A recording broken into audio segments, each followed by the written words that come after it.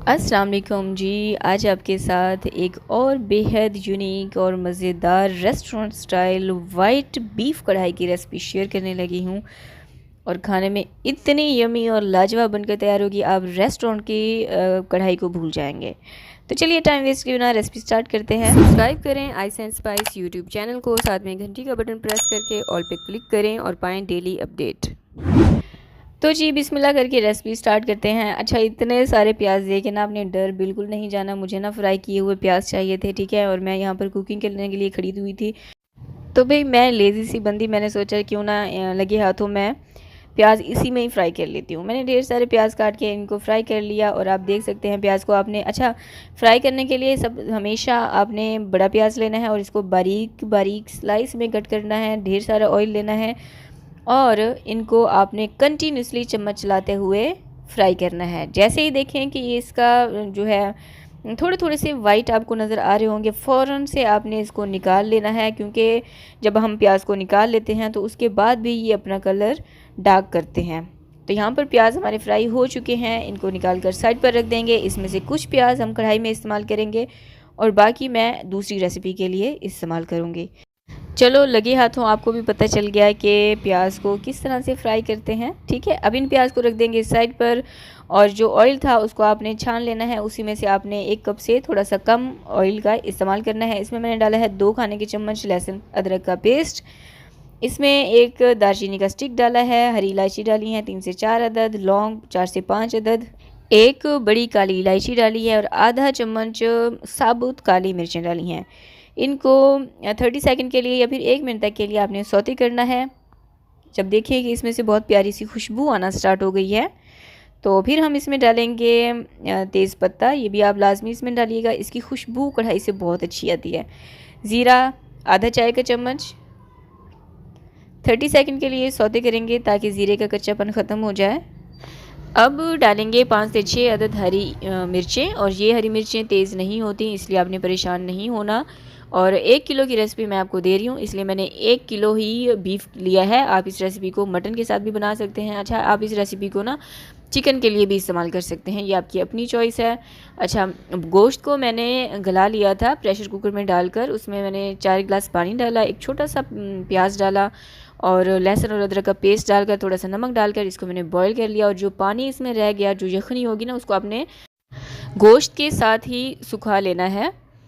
अच्छा, गोश्त डालने के बाद आपने 3 से 4 मिनट तक के लिए इसको अच्छे से भूनना है। भूनने से ये होगा कि गोश्त हमारा क्योंकि गला हुआ है तो आगे चलकर जो हम इसकी कुकिंग करने वाले हैं ना मज़ीद, तो उसमें आपकी बोटी टूटेगी नहीं और मसाले भी इसमें अच्छे से रच जाते हैं गोश्त में। 4 से 5 मिनट मैंने इसको कंटिन्यूसली चम्मच चलाते हुए अच्छे से भून लिया है। अब मैं इसमें डाल रही हूँ 1 कप दही, और ये नॉर्मल दही का मैंने इस्तेमाल किया है, ना तो खट्टा था और ना ही मीठा। अब इसे मज़ीद अच्छे से मिक्स करेंगे, इसकी भुनाई करेंगे 3 से 4 मिनट तक के लिए। 3 से 4 मिनट के बाद अच्छा इसकी आपने फ़ौरन से मिक्सिंग स्टार्ट कर देनी है ताकि जो दही है ना वो अच्छे से मिक्स हो जाए और इसकी बारीक बारीक सी जो गुठलियाँ बन जाती हैं ना वो ना बने। तो 3 से 4 मिनट पकाने के बाद अब इसमें डालेंगे वाइट पेपर यानी कि सफ़ेद मिर्चों का पाउडर 1 खाने का चम्मच। क्योंकि हम वाइट बीफ कढ़ाई बना रहे हैं इसलिए मैंने वाइट पेपर का इस्तेमाल किया है। कुटा हुआ धनिया 1 खाने का चम्मच, सौंफ 1/3 चाय का चम्मच, भुना कुटा ज़ीरा 1 चाय का चम्मच, जायफल और जावित्री का मैंने ना जायफल और जावित्री को ताज़ा यानी कूंडी डंडे में डालकर ना पीस लिया था, ये इसमें जाएगा। आधा चाय का चम्मच गरम मसाला, आधा चाय का चम्मच चिकन पाउडर, 2 खाने के चम्मच मैंने इसमें डाला है, और नमक आप अपने जायके के मुताबिक देख लीजिएगा। मैंने इसमें डाला है 1 चम्मच से थोड़ा सा कम। अब इन तमाम मसालों को बहुत अच्छे से आपने मिक्स करना है और इसकी भुनाई करनी है ताकि जितने भी मसाले हमने इसमें डाले हैं ना उन सब का कच्चापन ख़त्म हो जाए। रेसिपी देखते हुए अगर आप यहाँ तक पहुँच चुके हैं तो रेसिपी को लाइक कर दीजिए, यानी कि मेरी वीडियो को थम्स अप कर दीजिए, वीडियो को लाइक कर दीजिए और इसे अपने फ्रेंड्स और फैमिली के साथ भी लाजमी शेयर कीजिएगा। अच्छा, इसका ना क्लिप मुझसे मिस हो गया था। मैंने इसमें आधा कप पानी डालकर इसको ढक कर मज़ीद 15 मिनट तक के लिए बिल्कुल लो आंच पर पकने के लिए रख दिया था, क्योंकि गोश्त को मैंने गला तो वैसे भी लिया था लेकिन जितने भी मसाले हमने इसमें बाद में डाले हैं ना, उन सब की खुशबू और वो सारे उनका जायका बोटियों में अच्छे से रच जाए, इसलिए मैंने इसको 15 मिनट तक के लिए लो आंच पर पकने के लिए रख दिया था। अच्छा, अब इस पॉइंट पर 15 मिनट पकने के बाद अब मैंने इसमें डाली है क्रीम, टेट्रा पैक की क्रीम या फिर कोई सी भी क्रीम आप डाल सकते हैं। 150 ml या फिर 200 ml आप इसमें क्रीम का इस्तेमाल कर सकते हैं। क्रीम डालने के बाद बहुत अच्छे से मिक्स करना है। इस पॉइंट पे आपने चूल्हे की आंच मीडियम हाई कर देनी है और मीडियम हाई आंच पर आपने इसको पकाना है तब तक जब तक के लिए आप देखें कि इसके ऊपर सरफेस पे ना आपको ऑयल महसूस होना स्टार्ट होगा और इसकी थिकनेस से भी आपको अंदाज़ा हो जाएगा कि अब हमारी कढ़ाई तैयार हो चुकी है।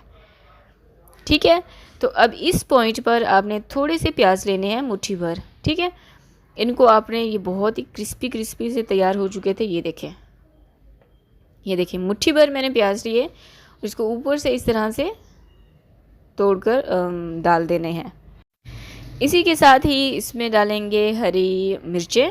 रेस्टोरेंट पे आपने देखा होगा हरी मिर्चें भी डाली हुई होती हैं इस तरह से, बड़ी वाली दरमियान से कट लगा के, चीरा लगा के, और थोड़ा सा हरा धनिया ऊपर डाल दीजिए और इसकी अच्छे से मिक्सिंग कीजिए। अगर आपके पास अदरक रखा हुआ हो तो वो भी आप डाल सकते हैं।